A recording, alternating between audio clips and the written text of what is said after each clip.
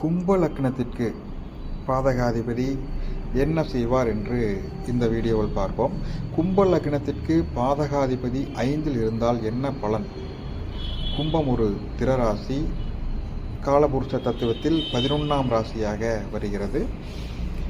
இந்த கும்பராசிக்கு 9ஆம் இடமாக வருவது துலாம். துலாத்தின் அதிபன் சுக்கிரன் பாதகாதிபதியாக கும்ப லக்னத்திற்கு வருவார்.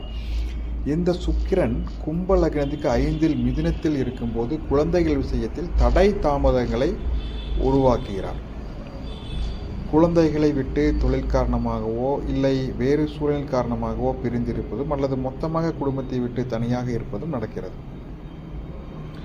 ஒரு கோவையில் உள்ள ஒரு மிகப்பெரிய அரசியல்வாதியின் ஜாதகம் 2-3 தடவை நான் அவருடைய ஜாதகத்தை பார்த்திருக்கிறேன். இவருக்கு கும்ப லக்னம், பாதகாதிபதி சுக்கிரன் 5இல் அதாவது மிதுனத்தில் இருக்கிறார். மிதுனத்திற்கு அதிபதியான 4ஆம் அதிபதி புதன், மிதுனத்திற்கு அதிபதியான புதன் 4ஆம் அதிபதியான 4ஆம் இடத்தில் சுக்கிரன் வீடான ரிஷபத்தில் இருக்கிறார். ஆக பரிவர்த்தனையின் மூலமாக இந்த புதன் 5ஆம் இடத்திற்கு மிதுனத்திற்கு ஆட்சி பலத்தோடு சென்று விடுவதால் குழந்தைகள் விஷயத்தில் பெரிய தடை தாமதங்களை கொடுக்கவில்லை. ஆனால் இதில் ஒரு விஷயம் என்னவென்றால், சுக்கிரன் பரிவர்த்தனம் ஆவதால் மிதுனம் ஒரு இரட்டைத்தன்மை ராசியாலும் சுக்கிரன் ஒரு பெண் கிரகமாதலாலும் இவருக்கு 2 பெண் குழந்தைகள் கிடைத்தது. அது மட்டும் இல்லாமல் கருமபுத்திரனை குறிக்கும் 10ஆம் இடம், அங்கு லக்னாதிபதி சனி இருக்கிறார்.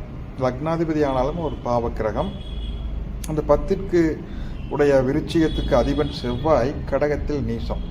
அதனால் 10ஆம் இடத்திற்குண்டான அந்த கரும புத்திரன் அவருக்கு கிடைப்பதில் வாய்ப்புகள் குறைந்து விட்டது. பெண் குழந்தைகள் 2 பெண் குழந்தைகள் மட்டுமே கிடைக்கிறது. இந்த 5க்கு அதிபதி புதன் ஒருவேளை ரிஷபத்தில் இல்லாமல் கடகத்தில் இருந்திருந்தால் இவருக்கு குழந்தைகள் விஷயத்தில் பல பிரச்சனைகள் வந்திருக்கும். அடுத்து வரும் வீடியோக்களில் இன்னும் ஒரு சில எடுத்துக்காட்டு ஜாதகங்கள் விளக்குகிறேன். நன்றி, வணக்கம்.